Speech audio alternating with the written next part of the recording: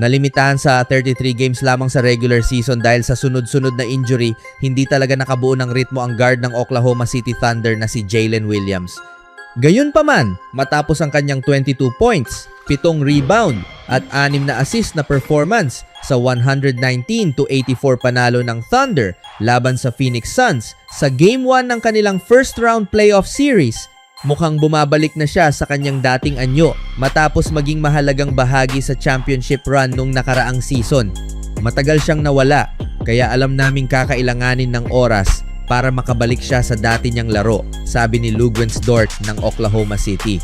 Pero nandyan na siya ngayon, may kumpiyansa na siya at talagang agresibo.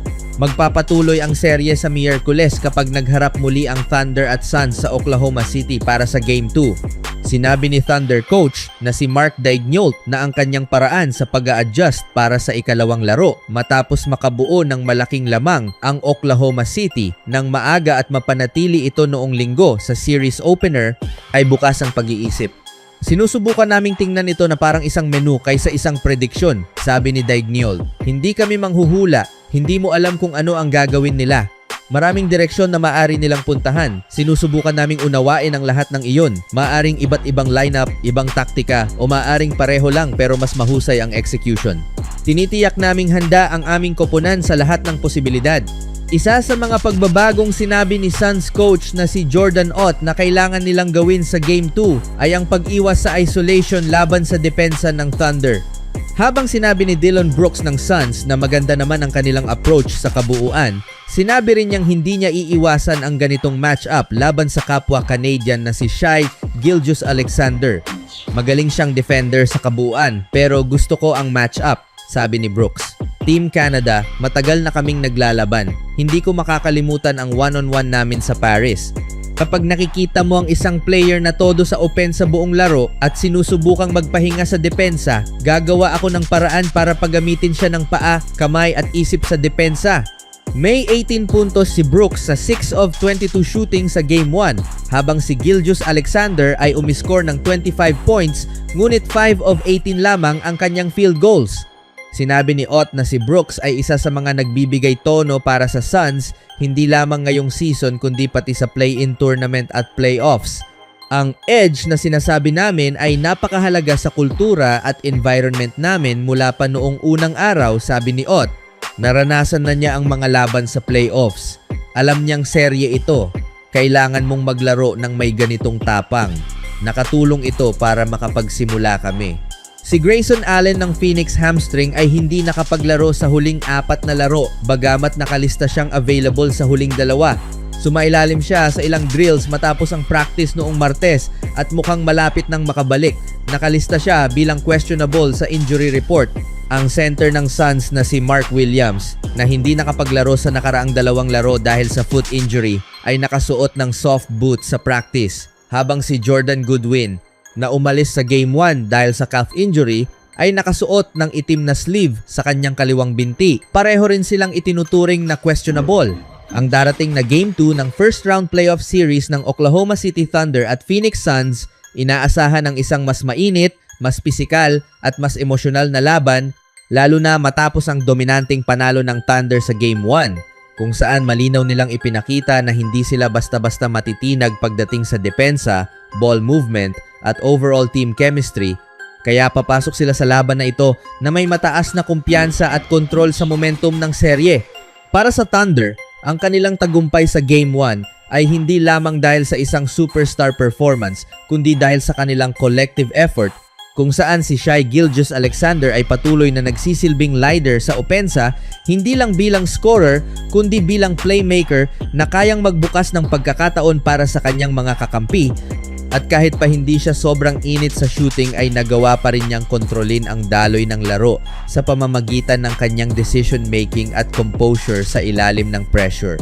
Bukod kay Shai, malaking bagay din ang kontribusyon ni na Jalen Williams at Chet Holmgren, kung saan si Williams ay nagbibigay ng versatility sa opensa at depensa habang si Holmgren naman ay nagsisilbing anchor sa ilalim na kayang mag-protect ng rim at magbigay ng inside scoring, kaya kung magpapatuloy ang ganitong klase ng laro mula sa supporting cast ng Thunder ay lalong magiging mahirap para sa Suns na makahanap ng sagot.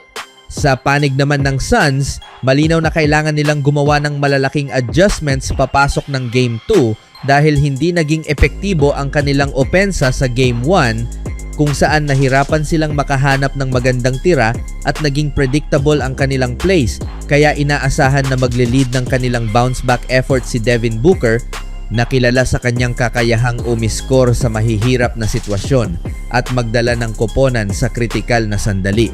Kasama rin sa inaasahang mag-step up si Jalen Green na kailangang maging mas agresibo at mas efficient sa kanyang shot selection dahil kung magpapatuloy ang kanilang struggle sa scoring ay posibleng maulit ang nangyari sa Game 1, lalo na laban sa depensa ng Thunder na mabilis mag-adjust at mahusay sa pag-cut ng passing lanes. Isa sa pinaka-importanting aspeto ng Game 2 ay ang tactical adjustments ng parehong koponan, kung saan para sa Suns ay kailangang mas mapabuti ang kanilang ball movement at spacing upang makahanap ng mas malinis na scoring opportunities, habang sa depensa naman ay kailangang pag-isipan kung paano haharapin si Shai, kung ipagpapatuloy ba nila ang pagdo-double team o babaguhin ang kanilang approach upang hindi mabigyan ng pagkakataon ang ibang players ng Thunder na Summer. Sa kabilang banda, ang Thunder ay kailangang panatilihin ang kanilang defensive intensity at discipline dahil inaasahan na mas magiging agresibo ang Suns sa Game 2. Kaya mahalaga na hindi sila maging complacent at patuloy na ipatupad ang kanilang game plan na naging susi sa kanilang tagumpay sa unang laro. Isa rin sa mga exciting na dapat abangan ay ang labanan sa bench. Dahil sa Game 1 ay malinaw ang lamang ng Thunder sa kanilang second unit na nagbigay ng malaking boost sa kanilang scoring at energy, kaya kung hindi ito matapatan ng Suns ay mahihirapan silang makipagsabayan lalo na sa mga crucial moments ng laro. Dagdag pa rito, mahalaga rin ang turnovers battle dahil sa Game 1 ay nagkaroon ng malaking lamang ang Thunder sa points of turnovers na nagbigay sa kanila ng easy points at momentum, kaya para sa Suns ay kailangang maging mas maingat sa paghawak ng bola at iwasan ang mga careless mistakes na maaaring samantalahin ng kanilang kalaban. Pagdating naman sa injury report, may ilang concerns ang Suns na maaaring makaapekto sa kanilang performance kung saan sina Jordan Goodwin at Grayson Allen ay parehong questionable dahil sa kanilang injuries, habang si Mark Williams ay may iniindang problema sa paa na posibleng maglimit sa kanyang playing time o tuluyang hindi makalaro na magiging malaking kawalan lalo na sa kanilang interior defense.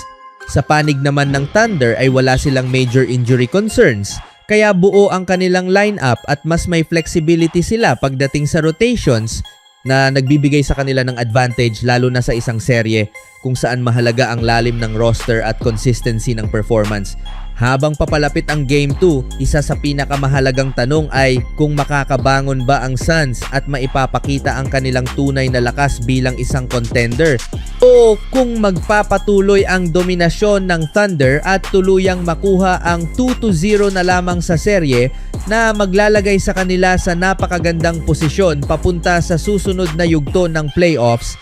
Sa huli, ang laban na ito ay hindi lamang tungkol sa talento, kundi tungkol din sa adjustments, disiplina at mental toughness, kung saan ang koponang mas handa at mas determinado ang siyang mananaig.